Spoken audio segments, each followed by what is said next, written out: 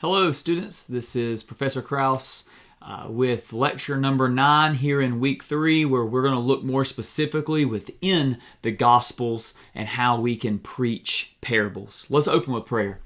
Father, we know that all your word is good and helpful and true, and you have called us to proclaim your word for your glory and the good of your people. And we pray that our time together through this lecture and looking at parables would be edifying and would help us be more confident and more equipped to do what you've called us to do. In Jesus' name we pray. Amen.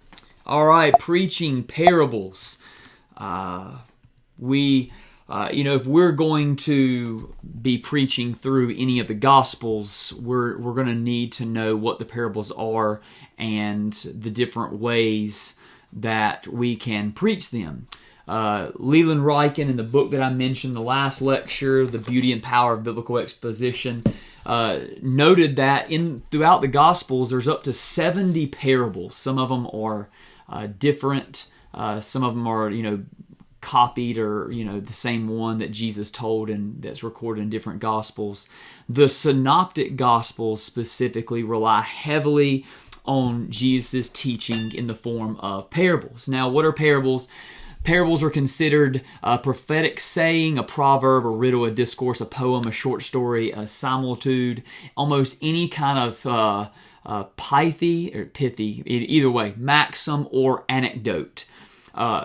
When we normally think of parables, we think of making a comparison, like the kingdom of God is like, right? It's a simile in that case, where Jesus is telling a story and grounding it in some sort of aspect of the real world to compare two different things, and it's usually to make a spiritual point. How did Jesus use parables? Well, Jesus used them as simple, short stories with timeless truths. Parables packed a punch, alliteration there. In Jesus' mouth, he used them to teach some of the deepest spiritual truths about the kingdom, about salvation, about forgiveness.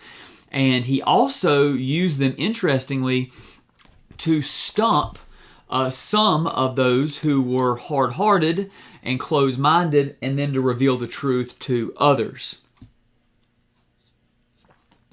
Even the most complex stories can be understood by a child at times when God gave them understanding, and the truths that Jesus taught in the parables, we believe, still remain timeless. So let's talk about some different ways or different things we should know about parables. First, they're connected to real life. Despite the fact that they're fictional, they were used by Jesus to connect his listeners to something in the real life that they would have known. As Ryken and O'Donnell say in the book, they hold up a mirror in real life for us to look inward and see if we understand what something means. Jesus used real life characters, real objects from life that his hearers would have understood, and the purpose of these parables was to go straight to the heart, straight to the mind, to teach something that Jesus didn't want them to miss.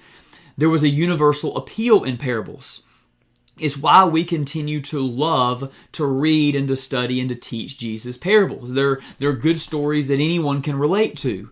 If you find yourself in a different context, for example, I regularly go to Costa Rica or Dominican Republic to teach or do mission work, and I'm wondering, will certain parts of Scripture, how can I teach them effectively in a culture I don't understand well? A good parable, you can't go wrong because they're teaching a universal spiritual truth, and they connect well because they use ordinary objects. They are general and anonymous enough to speak to people of different cultures and backgrounds, meaning that they're not so located within a specific society that other cultures can't understand them. Jesus used them to communicate deep truths effectively. Jesus was able to take something that would have been apparent or known by a large amount of people and to use those objects to compare spiritual truths to them. Think about a pearl of great price or a great treasure hidden in a field, the Good Samaritan. Those are stories that even if we don't immediately connect with the situation of the parable, for example, in the Good Samaritan walking down a path and getting robbed, we can picture it. We can understand someone's traveling, someone takes all their stuff, and that would cross cultural boundaries. We don't. When we preach parables, we usually don't have to add much to it when it comes to the sake of illustrations. Why? Because the parables use a sort of illustration that anybody, a child all the way to adult, can comprehend. And again, is to conceal and reveal the kingdom of God. From the very beginning of his ministry, Matthew, Mark, Luke, and John, Jesus is regularly drawing his hearers' attention to the kingdom of God, that God was doing something new in the person and work of Jesus, and that all those who believe in Jesus were to be a part of the kingdom of God. Those who did not believe in Jesus, were not a part of the kingdom of God. And so those who were stubborn, self-assured, self-righteous would miss the meaning, while the simple and faithful would understand and comprehend Jesus' message. So let's look real quick. If you have your Bibles with you, if you can grab it, even your phones. Mark chapter 12, verses 1 through 9. All right, in Mark 12, thinking about the context, observation, meaning, and application, Jesus says, "And he began to speak to them in parables. A man planted a vineyard and put a fence around it, dug a pit for the winepress, and built a tower and leased it to tenants, and went into another country.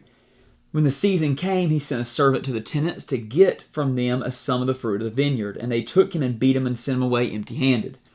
Again he sent to them another servant. They struck him on the head and treated him shamefully. He sent another, and him they killed. And so with many others, some they beat and some they killed. He still had one other, a beloved son. Finally, he sent him to them, saying, They will respect my son. But those tenants said to one another, This is the heir. Come, let us kill him, and the inheritance will be ours. And they took him and killed him and threw him out of the vineyard. What will the owner of the vineyard do? He will come and destroy the tenants and give the vineyard to others. Have you not read the scriptures? The stone that the builders rejected became the cornerstone. This was the Lord's doing. It is marvelous in our eyes. And they were seeking to arrest him, but feared the people, for they perceived that he told the parable against them, so they left him and went away." Notice the context. Jesus is teaching. We learn later here at the very end, those who were challenging Jesus' authority, the chief priests and scribes from the end of chapter 11, are hearing this parable. They understand that, wait, Jesus is saying something negative about us, and they want to kill him. Some of the observations, the different characters. There's a man who owns a vineyard, and he has tenants that he's leased out, right? They're supposed to run it. And there's also servants that he sends to collect the fruit. They beat, they kill some, he finally sends his son. So, we're beginning to observe all these details, understanding who the man is, who his son is. The servants are the prophets. The tenants are the people of Israel, the leaders of Israel who reject God and don't follow him as they should. And so in this example here, we would be reading it. As we talked about narrative, we're like trying to figure out who these characters are, what they represent. We don't want to over-spiritualize everything, as our Preaching the New Testament says. The winepress, the towers, every single detail doesn't necessarily have to refer to something specifically that's integral to understanding the story. It's just context. It's a picture of what's happening in the vineyard, in the area. We're going to draw a meaning, but then, we just don't want to say the meaning of it and leave people there. We need to apply it. To apply it, like what God has done in sending His Son, why He sent His Son, how He's going to come to judge, and the reason the Son came was to save. So let's break it down from studying it to sermon. Number one, overall context. We got to locate this place in the overall Gospel of Mark. At that point, I just closed my Bible, but we would want to say, is this the very end of his life? Is he getting closer and closer to Israel, where he's beginning to really confront those religious leaders? Is it just a section of Scripture where he's teaching a lot? Like all biblical authors, Mark wrote his book with a structure. He structured it in a certain way. Is it chronological, or is it based around themes? This is the final section leading into the final week of Jesus' life, which is known as the Passion of Christ. So this is a very significant point of Scripture. Why is he teaching this and not something else? Right? Those are the questions we're going to be asking at the text. The preceding context tells us that this is very intentional because he is speaking against those who do not trust his authority or believe he's authoritative, and so he's trying to establish it as the Son of God. What is the following context? Well, immediately after, do the people understand the parable or do they remain ignorant? Well, for our parable, the hearers are being judged. They've rejected Jesus as the Son of God, and so now Jesus is saying through this parable, nothing's new. Just as the Father sent many servants in the past, now he sent his Son, and you will reject him. He speaks of the Son dying in the parable. Well, we know what's going to happen to Jesus. He too is going to die. Step 4, determining comparisons and contrast. What are the comparisons and contrasts Jesus makes in the parable? That's the question we're going to be asking. If we're going to explain it well, if we are going to apply it well, we've got to know why Jesus is comparing what he's comparing. In our parable, notice the difference between the owner and the tenants. When we begin to step back and observe the comparisons and contrasts Jesus makes in a parable, we then can begin to see the main meaning and the main points and how we can apply it. Observation of details. Are there details offered in the parable that help us to understand the culture and atmosphere of the audience? For example, in finding the 10 lost coins in a first century Palestinian home, would this have been significant? Why 10 coins? What's going on? In the treasure in a lost field, lost treasure in a field. We need to observe every single detail and start figuring out what's significant, what helps us understand the culture, what is necessary to even understand the meaning. We need to observe specific and important people, places, and events. What do we know about the people in the parable? Is the location itself significant? For example, the winepress in a vineyard. Well, that is something that's referred to in the Old Testament. So going back to the Old Testament and reading those passages can help us to better understand why Jesus uses a vineyard here. What significant event takes place that is crucial for understanding the overall message of the parable? In the case of the vineyard, well, they kill the son, and the father comes to judge. There's wicked tenants, there's an owner and his son. What is the meaning of the detail? What specific details carry the most weight in this parable? Are there characters that represent something in the real world? Which symbols are most important? In this case, the owner is God, the son is Jesus, the wicked tenants are unbelieving Israel, and the vineyard is Israel as a whole, his people. Step 8, preaching the meaning. Jesus has provided for us the story and the details that we need to tell and to explain. Now we've got to draw out the meaning so that people understand this is more than just a story. It's teaching us something. In the case of Mark 12, Jesus is giving us a concise history of the story of the Bible that that the scribes and Pharisees and chief priests would have known. Our challenge as preachers is to walk through the parable intentionally connecting the dots for our people so that they now are brought into the story and they begin to wonder, am I unbelieving? What is my relationship to the Son of God that the Father has sent? We're not just retelling the story. The people can read that and probably understand it. We're bringing the meaning of the story to life so that it brings them to a point of decision and response. Step 9, apply the parable. The challenge of the parable is Jesus rarely explains in great detail what is meant by a parable, right? He doesn't go out and say, here's 3 steps that we need to apply this in most of his parables. So after the previous 8 steps, we know the parable, we know the meaning, and now we've got to take and apply it to the 21st century audience. So the question is, something that we're probably going to talk about in our live discussion when it comes time, how would you apply Mark 12? What are those immediate takeaways that would really get to the heart and mind of our people so that they need to take the meaning and apply it to their own lives?